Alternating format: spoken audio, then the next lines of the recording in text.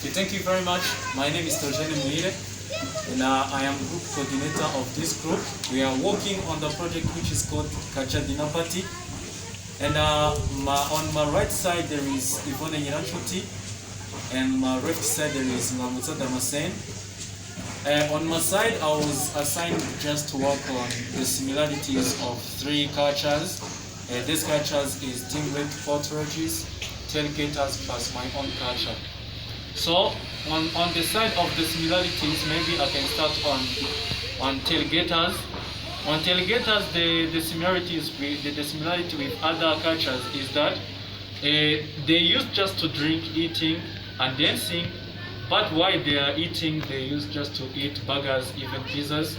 And this food support them just to feel free and to feel much contributing through their team, and just sharing more victory, success when their team they are playing. So on the side of tailgaters, they used just to eat salmon fish.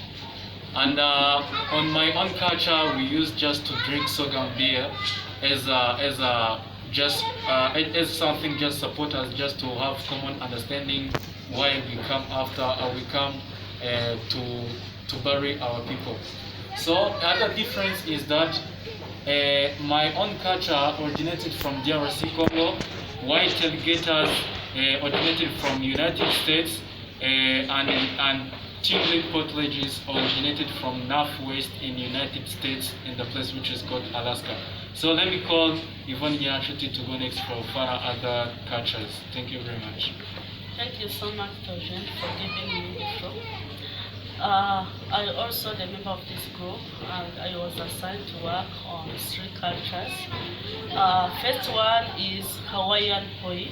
The second is Japanese rice, as well as my own culture. As I was assigned, first of all, I was assigned to explain more about rituals which were connected with Japanese rice. First of all, Japanese rice was a crop which was mostly cultivated in Japan. Also, Japanese rice have an important value in Japan, where it was connected with the currency as well as there is a picture of rice on Japanese currency. About the rituals of Japanese rice, Japanese rice was important because in Japanese rice they made from it a drink which was used in different ceremonies while they are in ceremony of birth, in the weddings. At that time they used to sit together. After drinking it, they were remembering their ancestors. Moving forward to Hawaiian poi. Hawaiian poi, I was asked to differentiate poi with taro. And also I was asked to emphasize more about them. Starting on the difference, taro was a plant which was brought where they were a barrier of a child. That child was very poor. At that time, she was known, or she was official in the whole country. That's why after the death of that child, the time they saw that plant, they take it as their ancestors. The thing that also I can say about those things, taro is a plant where its root it is poi. Also poi was taken as something which was greatly honored in Hawaiian people, which was very important. Also, the last thing that I can say about poi, poi was a plant which was shared with people in the weddings while they were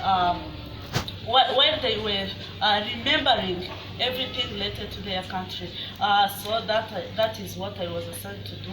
Thank you so much. Let me give the floor to Mamutsa Damasen. Thank you so much. As I'm called Mamutsa Damasen. So I'm assigned to work on three cultures, where I'm assigned to work on Hindu wedding food, also Pennsylvania Dutch cuisine, as well as our Nyamasisi culture. So now I'm going to be discussing about rituals and traditions on Pennsylvania food, where we have porks and cabbages. Also, I will be talking about similarities and differences between Hindu wedding food and Pennsylvania Dutch cuisine, as well as our Nyamasisi culture. So we may start by rituals and traditions in Pennsylvania. So in this culture, just they use fruit when they are cooking them. They mix porks and cabbages. So in case of cooking them, they just either man and cook. And this is just, they use it in starting of year. Just they likely to use it when they are starting year. Okay, so I can say both those food as porks and cabbages. So when they are eating it, just they think that they will just have a good year, and as they think that just eating cabbages, just they will have more. They will have much money in that year, and so eating porks also will have more blessing in that year. Also, we can discuss about similarities between three cultures, including just these three cultures. So we may start by just both. All cultures have just have celebrating purpose. So so they have the purpose of celebrating. So second one, so they have their food. They have food, but those food they use it in their event. So means each culture has food to share in the event.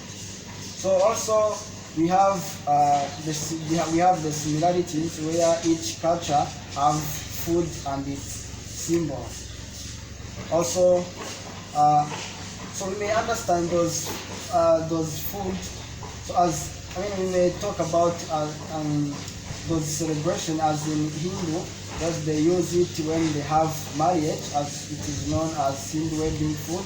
Also, we can have in Pennsylvania in the event of just starting New Year. Also in our Nyamasisi, also they have the purpose. They use it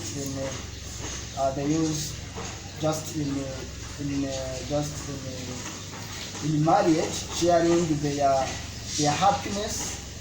Also, we can talk about their symbol, as we know that in Hindu they have coconut, as it is symbolized by prosperity. Also, like we have the symbolizing of fertility. Also, we can have in Pennsylvania. So moving forward, now we can discuss about the differences between Pennsylvania Dutch cuisine and Hindu wedding food, also our Nyamasisi culture. So as a difference, Hindu wedding food also it is originated in India. Also, Pennsylvania is from Pennsylvania. Pennsylvania Dutch cuisine is from Pennsylvania. Our Nyamasisi culture is from DRC. Also, those three cultures, they have different food.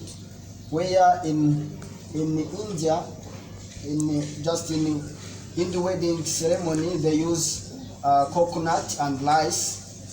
Also in Pennsylvania, they use porks and cabbages. in Abanyamasisi culture, they use maize flour and milk. So this is differences. Thank you so much.